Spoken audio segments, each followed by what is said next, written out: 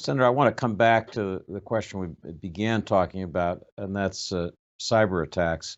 Earlier today on Andrea Mitchell's show, Admiral Mike Rogers, the former head of the NSA, said, "I fully expect in coming days and weeks, you're going to see much more aggressive use of cyber by Russia." I'm wondering first whether you agree with that. Second, I'm wondering how well prepared you think the United States and its NATO allies are to deal with Russian cyber attacks. And then third, and most important, what should we do? Should we respond in kind if we're hit by cyber attack? Well, let me take those in order.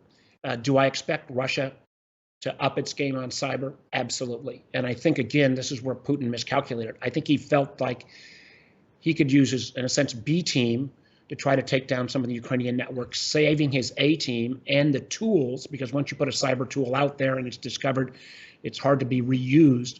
He didn't have to move to that A team within Ukraine. He's been proven wrong. And again, one of the most remarkable things is that the internet's still up, and these images that Ukrainians are taking of the Russian atrocious actions, is being released to the world. So should we expect more?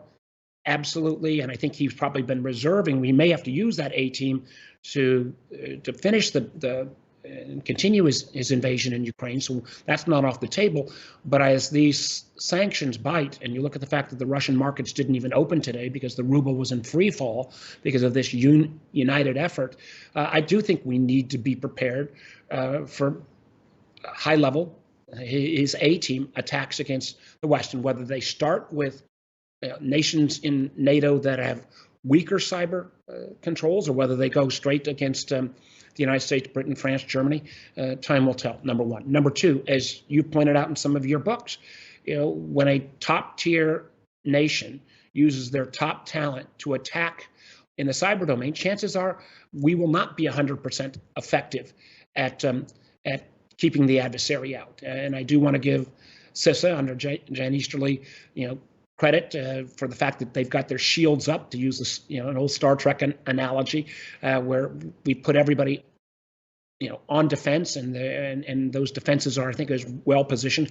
But as you know, it's not a question, they may break through. It's the question of how quickly we can get back up, resiliency, and that's one of the reasons why Rob Portman and I and Gary Peters and Susan Collins and others, we've got kind of a no-brainer legislation that we almost attached to the defense authorization bill that needs to be passed this week, that would say when there's a cyber attack against a critical infrastructure, that needs to be reported to the government, not because we need to prosecute someone, we'll actually give people immunity, but so we can share with others in the private sector real-time that information. You and I have talked about the fact that when Colonial Pipeline was hit a year ago by Russian cyber criminals, enormous gas lines, there was another pipeline that was hit at the same moment, never reported itself to the government.